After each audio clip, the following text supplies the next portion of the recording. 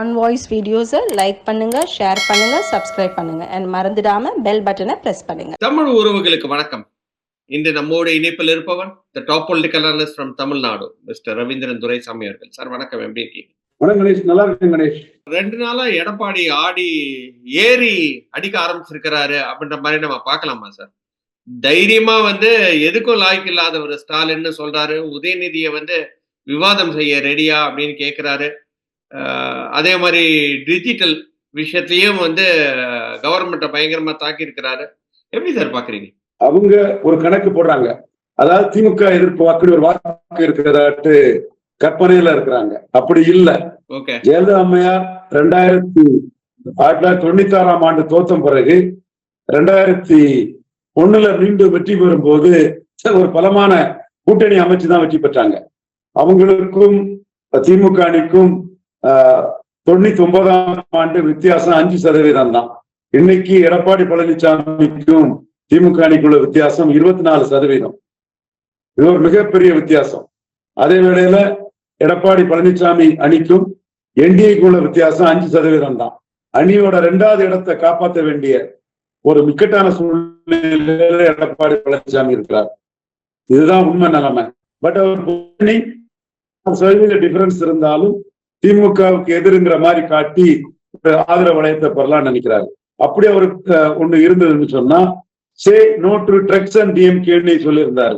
அப்படி அவர் சொல்லியும் சீமான் 8% வந்திருக்க கூடாது. அவர் அப்படி சொல்லியும் என்டிஏ 18% வந்திருக்க கூடாது. இந்த திமுக அணி வாக்கு இல்லாம 26% வாக்குகள் அண்ணாமலை தலைமையிலான மோடி பிரதமர்ங்கிற என்டிஏக்கும் சீமானுக்கு 8% போயிருக்குது. இவர் இப்படி எல்லாம் பேசுறதுனால அந்த வாக்குகளை இவரால எவ்வித மாற்றத்துக்கு உள்ளாக்கிற முடியாது. இவர் இப்படி பேசி தனக்கு விழுந்த அந்த 20% வாக்கையும் வேணா தக்க வைத்துக் கொள்ளாங்கிறதான் என்னோட பார்வை. ஏன் சார் அப்படி சொல்றீங்க? ஏன்னா தைரியமா பேசுறதுனால எப்பயுமே அதிமுக ஓட்டு அப்படின்றது திமுக எதிர்ப்பு தான். இப்ப திமுக எதிர்ப்பை மேல மேல எடுக்க எடுக்க திருப்பியும் வெளியே போனவங்க எல்லாம் உள்ள வர்றதுக்கு வாய்ப்புகள் இருக்கு அப்படின்ற மாதிரி தானே நம்ம பார்க்க வேண்டியதா இருக்கு. அதே மாதிரி விஜயை பத்தி எதுவும் பேச வேணான்னு ஸ்பெசிபிக்கா சொல்லி இருக்கிறாரு. ஸோ விஜயோட வாக்குகள், இவருக்கு வெளியே போன வாக்குகள் எல்லாம் உள்ள வர்றதுக்கு வாய்ப்புகள் இருக்கு அப்படின்னு நீங்க பாக்கலையா? எடப்பாடிக்கு ஈர்ப்பு சக்தி இல்ல, சமநீதியை சூறையாடுறாரு. 2 இடைநிலை சாதிகளோட ஆதிக்கத்துல அந்த கட்சி இருக்குது. அண்ணாமலை அது 2 ஜாதி கட்சின்னு அதை சொல்றாரு. இதனால செங்குந்தர், யாதவர், முத்தரையர், வண்ணார், நாவிதர், குயவர், தேவேந்திர குல வேளாளர், பறையர் போன்ற பல சமூகங்கள் எடப்பாடிக்கு எதிராக போயிட்டு இருக்குது. இந்த சமூகங்களின் ஆதரவுல தான் ஜெயலலிதா உயிரோடு இருக்கும் போது 1.1% வாக்கெடுத்த சீமான், ஜெயலலிதா மறைவுக்கு பிறகு சீமான் 8.2% வாக்கு எடுத்திருக்கிறாருன்னா எடப்பாடி பழனிசாமியை பலகீனப்படுத்தி தான் அந்த வாக்கு எடுத்திருக்கிறாரு. இப்பொழுது எடப்பாடி பழனிசாமி சப் கேட்டகரைசேஷன்ல ஜெயலலிதா முடிவுல இருந்த மாதிரி அருந்ததியர் உள்ஒதுக்கீட்ட எடப்பாடி பழனிசாமி ஆதரவு கொடுக்கிறாரு. அதற்கு சீமான் எடப்பாடி பழனிசாமி பறையர்களுக்கும் தேவேந்திர குல வேளாளர்களுக்கும் அநீதி அளித்துட்டாருன்னு பறையர்களையும் தேவேந்திர குல வேளாளர்களையும் தன்வசப்படுத்த, இரட்டையில உள்ள அந்த வாக்குகளை தன்வசப்படுத்தக்கூடிய முயற்சியில சீமான் ஈடுபடுறாரு. இதற்கு ஒரு ஆதரவு வளையம் கிடைக்கும் போது அதிமுக வாக்கு வங்கி மேலும் குறைவதற்கான சாத்தியக்கூறுகள் இருக்கிறது. திமுக எதிர்ப்பு தான் அரசியல்ன்றதெல்லாம் சுத்த கம்பக்கு, பொய், மோசடி, டேட்டா இல்லாதது, அவங்கவுங்க விருப்பத்துக்கு தங்களோட இச்சஸை சுரிஞ்சுக்கிறதுக்கு பேசுறது. அப்படின்னா 6.8% வாக்கு சீமானுக்கு எப்படி 2021 வந்திருக்கும்? அது எப்படி வந்திருக்கும்? கமல்ஹாசனுக்கும் தினகரனுக்கும் 5% ஓட்டு வந்திருக்கும். பலதரப்பட்ட வாக்குகள் இங்க இருக்குது. சொன்ன எடப்பாடி பழனிசாமிக்கு 10.5% கொடுத்தவருங்கிறதுனால வன்னியர் சமூகங்கள் தான் பெரிய அளவுல வந்திருக்கே தவிர திமுக எதிர்ப்பு வாக்குகள் எல்லாம் இந்த வாக்கும் வரல. அப்படின்னா என் திருநெல்வேலியில 8% வாக்குல ரெட்டையில போச்சு, திமுக எதிர்ப்பு எங்க போச்சு? இதனை பார்லிமெண்ட் சொல்லுவீங்களா? அப்படின்னா சீமான் பார்லிமெண்ட்ல 3.8 இருந்தவர் 8.2 எங்க போனாரு? அவருக்கு எங்க இருந்து 4.5% வாக்கு வந்தது? அதிமுக பலகீனப்பட்டு தானே வந்திருக்குது. பல அம்சங்கள் இங்க இருக்குது. சில அழுகல் மூளை ஆசாமிகள் திமுக எதிர்ப்பு அது மட்டுமே இருக்குங்கிற மாதிரி பேசிட்டு இருக்காங்க. அது தவறு. பல அம்சங்கள்ல வாக்கு கிடைக்குது. 18% வாக்கு என்டிஏக்கு கிடைச்சிருக்குது, 8% வாக்கு சீமானுக்கு கிடைச்சிருக்குது. ஜெயலலிதா உயிரோடு இருக்கும்போது 1% எடுத்த சீமான் 8% எப்படி எடுத்தாரு? எடப்பாடி பழனிசாமி பலகீனப்படுத்தி தான் எடுத்தாரு. ஏன் ராமநாதபுரத்துல அதிமுக வாக்கு 9% இருக்குது? ஏன் மதுரையில 3வது போச்சு அதிமுக? ஏன் மத்திய சென்னையில தென் சென்னையில அதிமுக 3வது போச்சு? நீங்க மக்களவைன்னு சொல்லுவீங்க. ஏன் மக்களவையில விழுப்புரத்துல 35% போச்சு? ஏன் சிதம்பரத்துல 35% போச்சு?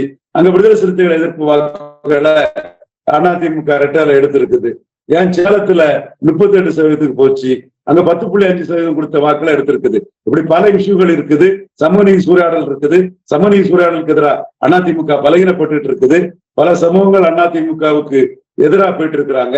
இதெல்லாம் மறைச்சு வரும் திமுக அதிமுகன்னு சொன்னா அது ஏற்றுக்கொள்ள முடியாதது. ஜெயலலிதாவே திமுக எதிர்ப்புனாலும் கூட பாமகவையும் 21% திமுக அடுத்த கட்சியா அதிமுக தான் இருக்கு. அதே மாதிரி நீங்க சமூக நீதி சூறையாடல் சொன்னாலும் இன்னைக்கு சமூக நீதி அதாவது அத ஒரு பெரிய பிரச்சனையை எடுத்துட்டு இன்னைக்கு ஆட்சியிலும் பங்கு அதிகாரத்திலும் பங்கு கொடுக்கறதுக்கு அவர் ரெடியா இருக்கிற மாதிரியும் தகவல் எல்லாம் வருது. அப்படி இருக்கிற பட்சத்துல சரி ஓகே, நம்மளோட சமுதாயத்துக்கு ஒரு ஆட்சியில ஒரு பங்கு இருக்கும், அதிகாரத்திலும் ஒரு பங்கு இருக்கும் அப்படின்னு சொல்லி எல்லாரும் திருப்பி வரத்துக்கும் வாய்ப்புகள் இருக்கு இல்லையா? யாரு போகும்? ஸ்டாலின் கொடுக்கிறது MP post, MLA post, councillor post. இவரை நம்பி டாக்டர் ராமதாஸ் தவிர யாரும் ஜெயிக்க முடியாது. சீமானே இவரை நம்பி ஜெயிக்க முடியாதுன்னு விக்கிரவாண்டிக்கு பிறகு தெளிவா உணர்ந்துகிட்டாரு. விக்கிரவாண்டியில இவருக்கு ஓட் டிரான்ஸ்ஃபரிங் கெப்பாசிட்டி இல்ல. விக்கிரவாண்டி இந்தியா கூட்டணி வர்சஸ் என்டிஏ தான் இருந்து இவர் களத்தை விட்டு போயிட்டாரு.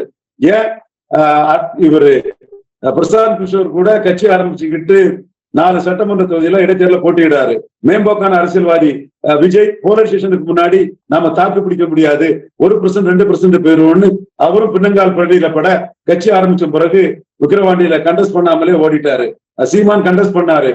போலீஸ் ஸ்டேஷனுக்கு மீறி கண்டஸ்ட் பண்ணது அவருக்கு பெருமை. ஆனா அதிமுக போட்டியிடாத போது கூட அதிமுக வாக்குகள் சீமானுக்கு வரல. அதுல இருந்துதான் சீமான் தெளிவா புரிஞ்சுக்கிட்டாரு, நமக்கு கிடைக்கிற ஓட்டு தான் கிடைக்கும், நம்ம காலை வச்சுதான் நடக்கணும். எடப்பாடிக்கு ஓட் டிரான்ஸ்பரிங் கெப்பாசிட்டி இல்லைன்னு அவர் உதறிக்கிட்டு இன்னைக்கு கடற்கரையில் உள்ள எம்ஜிஆர் சிலை அகற்றுவேன், எம்ஜிஆர் சமாதி அகற்றுவேன், ஜெயலலிதா சமாதி அகற்றுவேன்னு தூத்துக்குடியில பேசியிருக்கிறாரு. சரி தப்புன்னு நான் சொல்றதுக்கு வரல, அதுல மாறுபட்ட கருத்து எனக்கும் உண்டு. ஆனா அவர் அதிமுக கூட்டணி எல்லாம் நினைக்கல. எம்ஜிஆரும் ஜெயலலிதாவுமே ஊழல்வாதிகள்னு அவங்களுக்கு எதுக்கு கடற்கரை அழகை கெடுத்து சமாதின்னு கேட்கிறாரு. சோ எடப்பாடியை நம்பி சீமான் பயணிக்க தயாரில்ல, எடப்பாடியை நம்பி அண்ணாமலை பயணிக்க தயாரில்ல. எடப்பாடி பழனிசாமி 13% ஓட்டுக்கு போயிருவாருன்னு சொல்றாப்புல. யார் எடப்பாடி நம்பி பயணிக்க தயாரா இருக்கிறா? சார் அப்படி சொல்றது கொஞ்சம் ஜாஸ்தியா இருக்கிற மாதிரி இருக்கே சார். ஏன்னா அண்ணாமலை சொல்லியிருக்காரு 12% கம்மியா போயிடுவாரு அப்படின்னு சொல்லிட்டு. இன்னைக்கு 21% வச்சிருக்கிறாரு. 21% எப்பவுமே நாடாளுமன்ற எலெக்ஷன்ல இருந்து சட்டமன்ற எலெக்ஷன் வரும்போது எப்படியும் ஒரு 5% இன்க்ரீஸ் தான் ஆகும்.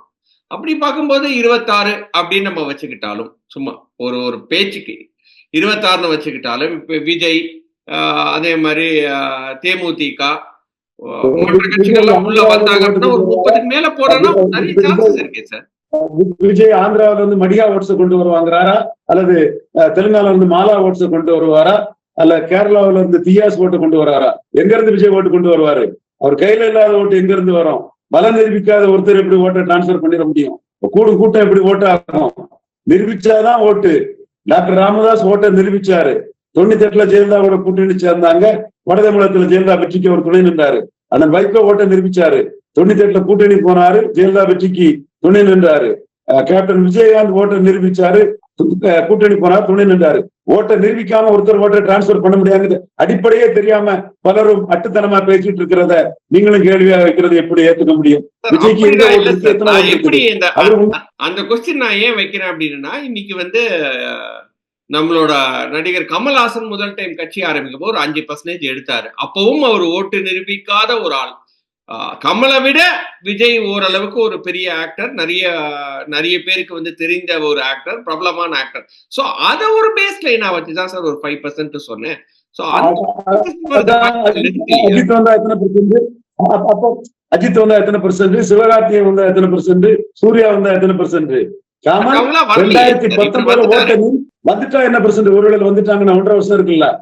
லாஜிக்கல் பேசுறீங்க கணேஷ். மற்றவங்களோட முட்டாள்தனத்துக்கு நீங்களும் பலியாயிருக்கீங்க. Victim of others ஃபூலரி.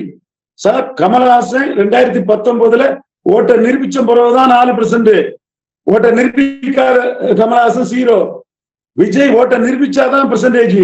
ஓட்டை நிரூபிக்காத விஜய் 0. எங்க இருந்து விஜய்க்கு ஓட்டு வரும்? நிரூபிக்காம ஓட்டு வரும். நிரூபிச்சாதான் அந்த ஓட்டு. அந்த சின்ன டெக்னிக்கல் பாயிண்ட் உங்களுக்கு பிடிபடாம இருக்குது. இப்ப நான் சொல்றது உங்களுக்கு பிடிபடும் நினைக்கிறேன். 26ல 234 கேண்டிடேட் போட்டு கமல்ஹாசன் 39 கேண்டிடேட் போட்டு மக்களவையில ஓட்டு எடுத்த ஓட்டு தான் கமல்ஹாசனுக்கு ஓட்டு. விஜய் 234 கேண்டிடேட் போட்டு எடுக்கிற ஓட்டு தான் விஜய்க்கு ஓட்டு. உங்க கையில வராத ஓட்டை நீங்க எப்படி டிரான்ஸ்பர் பண்ண முடியும்? சிவாஜி கணேசன் ஜானகிக்கு டிரான்ஸ்பர் பண்ண முடியலையே. சிவாஜியால காங்கிரஸுக்கு பாதிப்பு இல்லையே.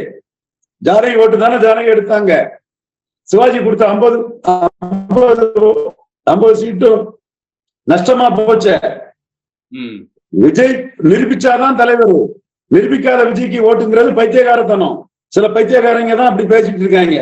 பைத்தியக்கார பசங்க தான் அப்படி பேசுவாங்கிறத ஆணித்தரமா சொல்றேன். இந்த நுணுக்கம் தெரியாத ஆட்கள் தான் அப்படி பேசுறாங்க. நீங்க நிரூபிங்க 214 போட்டு, அது உங்க ஓட்டு. நிரூபிக்காத உங்க கையில இருக்க ஓட்டு சிவாஜி கணேசன் ஜானகிக்கு டிரான்ஸ்பர் பண்ண மாதிரிதான் ஆகும். சீமான் மேட்டில் அதான் சொன்னேன், குழைச்சுக்கிட்டாரு சீமான்.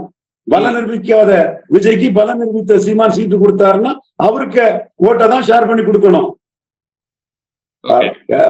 விஜய் தலைவர் அதிமுக சைட்ல இருந்து பெருசா சொல்றாங்க. என்னைய பொறுத்த வரைக்கும் எதை பத்தியும் பேசுறவரு அவரோட செய்தி தொடர்பாளர் எதை விஜயம் மட்டும் பேசாம அப்படியே கமுக்கமா இருக்கிறாங்க. ஒருவேளை வருவாரு அப்படின்ற மாதிரி எதிர்பார்க்கறாங்களா? வந்து பெரிய ஒரு மாறுதலை கொண்டு வந்துருவாருன்னு நினைக்கிறாங்களா அதிமுக? அது அதிமுக பலகீனம். ஜானகி சிவாஜிக்கு சீட்டு கொடுத்த மாதிரி தான் ஜானகிக்கு பலகிற மாதிரி எடப்பாடி பலகீனமா இருக்கிறாருன்னு அர்த்தம். நீங்க பல நிரூபித்த வைகோ தான் 98ல ஜெயலலிதா கூட சேர்ந்து ஜெயலலிதா வெற்றியை கொடுத்தாங்க தெற்குலையும் மேற்குலையும். பல நிரூபித்த ராமதாஸ் தான் வெற்றியை கொடுத்தாப்புல. பல நிரூபிக்காத சிவாஜிக்கு 50 சீட்டு கொடுத்து ஜானகி வீணா போனாங்க. அதே மாதிரி பல நிரூபிக்காத ஒருத்தருக்கு சீட்டை கொடுத்தாருன்னா நல்ல வேளை சீமான் தப்பிட்டாரு. அந்த நடந்திருக்குன்னா சீமான் பெரிய அடியை வாங்கியிருப்பாரு. எடப்பாடி பழனிசாமி கொடுத்தாருன்னா அவருக்கு பெரிய அடியா தான் இருக்கும். நான் சொல்ல கணக்குதான் பாக்குறீங்க. எடப்பாடி பண்றது ஒரு பெரிய தப்பு கணக்கு. இது அவருக்கு ஒரு ஒரு அதாவது எப்பவுமே சொல்லுவோம், ஒரு தெரிந்த ஒரு அப்படின்ற மாதிரி நம்ம எப்பயுமே பேசியிருக்கோம். எங்க நீங்க அவசரப்பட்டு பேசுறீங்க, ஒண்ணும் நடக்கலீங்க. விஜய் கிட்ட போகும்போதுதான் தெரியும், தம்பி நீங்க பலம் நிரூபிக்கல, உங்களுக்கு பிரச்சார பலம் இருக்கு, ரசிகர்கள் இருக்கு, ஒரு 8 சீட்டு வாங்கிடுங்க தம்பி பாரு. பலம் நிரூபித்த விஜய் வேற, பலம் நிரூபிக்காதவர் வேற. அந்த டெக்னாலஜி உங்களுக்கு புரியுதா? ஆனா நான் என்ன சொல்றேன்னா, ஒரு பேஸ் லைன் நம்ம வச்சு எடுத்து பேசலாமே அப்படின்னு சொல்லிதான். பட் இருந்தாலும் நம்ம அதுல டிஃபர் ஆகுறோம். ஒரு பேஸ் லைன் தான் நான் பாக்குறேன். எல்லாருக்குமே ஒரு பேஸ் லைன் இருக்கும். அந்த பேஸ் லைன் சார் ஆந்திராவில மடியா ஓட்ட கொண்டு கொடுப்பாரா அல்லது தெலுங்கானால மாலா ஓட்ட கொண்டு கொடுப்பாரா? இந்த ஊர்ல ஓட்டு எடுத்தாதானே சார் மரியாதை. ஓட்டு எடுக்காதவர் எங்க இருந்து ஓட்ட கொண்டு கொடுப்பாரு? பிரச்சார வலிமை ரசிகர் பலம். இதுக்கு பிரச்சார பலத்துக்கு வடிவேல் பண்ணாரு, ராதிகா பண்ணாங்க. பிரச்சார பலத்துக்கும் ரசிகர் பலத்துக்கும் ஒரு 7-8 சீட்டு வாங்கிட்டு போங்க தம்பி பாரு. உங்க கையில வராத ஓட்ட நீங்க எப்படி டிரான்ஸ்பர் பண்ண முடியும் சார்? விஜய் ரசிகனுக்கே விஜய் சிஎம்னா ஓட்ட போடுவான். எடப்பாடி சிஎம்னு சொன்னா விஜய் ரசிகனா இருக்கக்கூடிய அருந்ததி எப்படி ஓட்டு போடுவான்?